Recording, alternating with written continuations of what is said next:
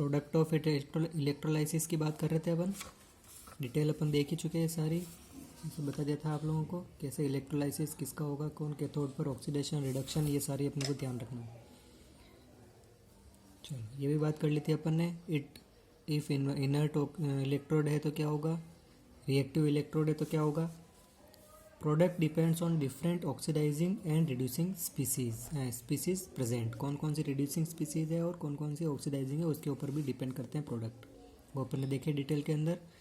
Over potential क्या होता है ये भी अपन ने देख लिया। Some of the electrochemical process are so slow kinetically at lower voltage this do not seems to takes place and extra potential has to be apply. जो extra potential अपन अप्लाई कर रहे हैं उसको क्या कह दिया अपन ने, over potential, which makes such process more difficult to proceed. इसलिए ये प्रोसेस जो होते हैं वो थोड़े से डिफ़िकल्ट होते हैं। Electrolysis of molten NaCl, product कौन कौन से मिलेंगे, तो sodium metal and chlorine gas. Electrolysis of aqueous NaCl क्या मिलने वाला है, NaOH, Cl2 और हाइड्रोजन, ठीक है। Besides Na and Cl negative ions we also have H plus and OH negative along with H2O। H2O solvent है, उसके साथ हमारे को Na प्लस के साथ H प्लस के कैटायन भी मिल रहा है और क्लोरीन के साथ OH नेगेटिव भी है ना। ये अपन ने देखी थी सारी बात।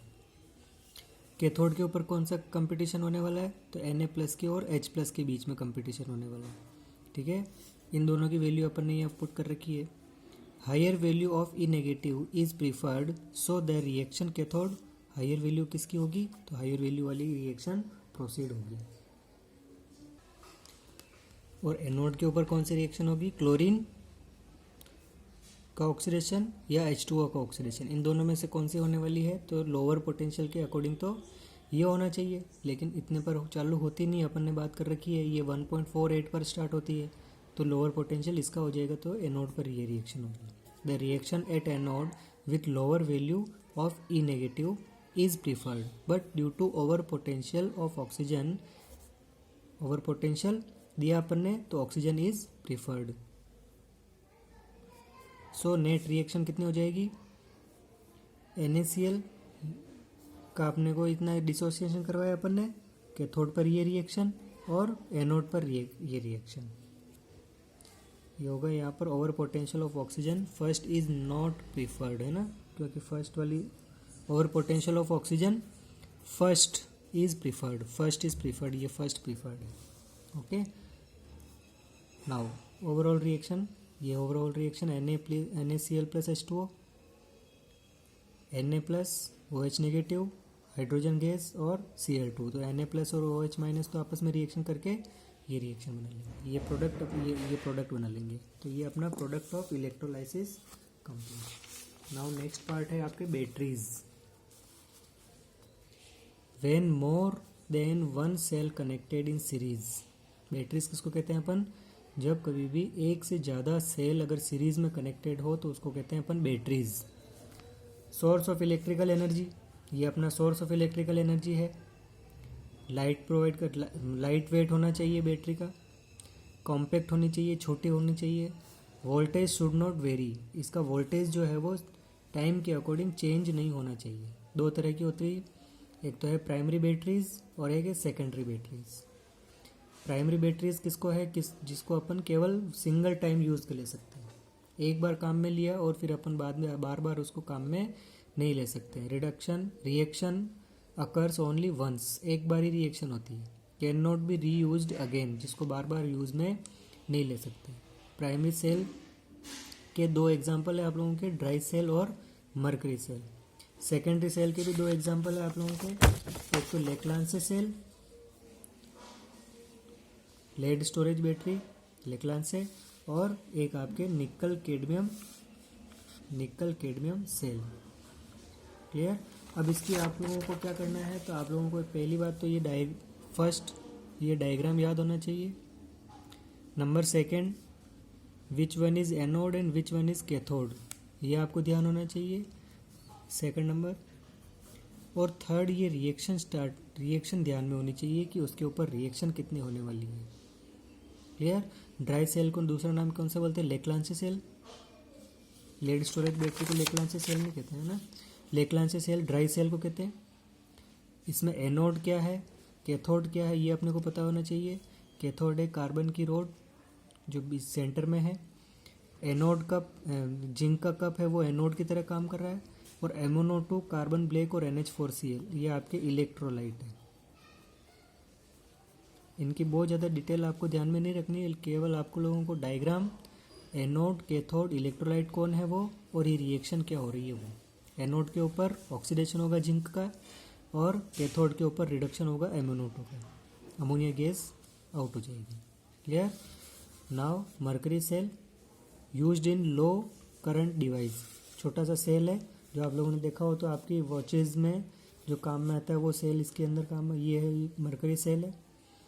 एनोड के ऊपर कौन सी रिएक्शन हो रही है, कैथोड के ऊपर कौन सी रिएक्शन हो रही है, ये आपको लर्न करनी है। जिंक का ऑक्सीडेशन हो रहा है एनोड के ऊपर, कैथोड के ऊपर रिडक्शन हो रहा है HgO का, HgO Hg में कन्वर्ट हुआ। एनोड क्या है इसके अंदर, तो जिंक मरकरी अमलगम, जिंक और मरकरी दोनों को मिला दिया तो ये अमलगम हो गया। ये एनोड की तरह काम में कर रहा है। ये एनोड है, अंदर ये सेपरेटर लगा हुआ है, और नीचे की तरफ है जो वो कैथोड की तरफ है। A paste of HgO and carbon, HgO और कार्बन दोनों का जो पेस्ट है उसको अपन ने क्या कह दिया, cathode. Now secondary battery, it can B recharged by passing current. इसको बार बार अपन क्या कर सकते हैं, रिचार्ज कर सकते हैं।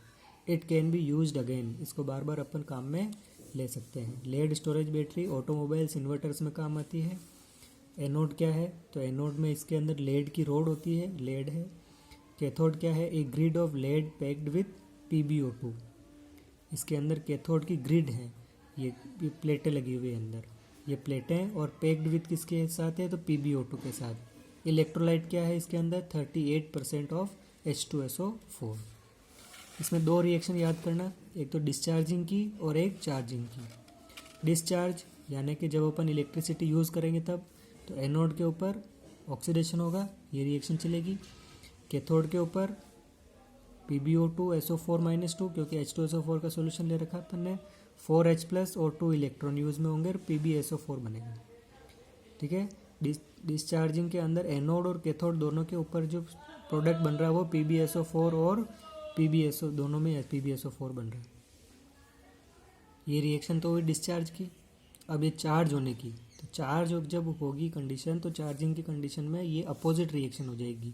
जो इधर लिखा हुआ है वो सारा का सारा कंप्लीट अपोजिट हो जाएगा, और क्या कहेंगे अपन, reaction reversed and PbSO4 on anode and cathode is converted into Pb और PbO2।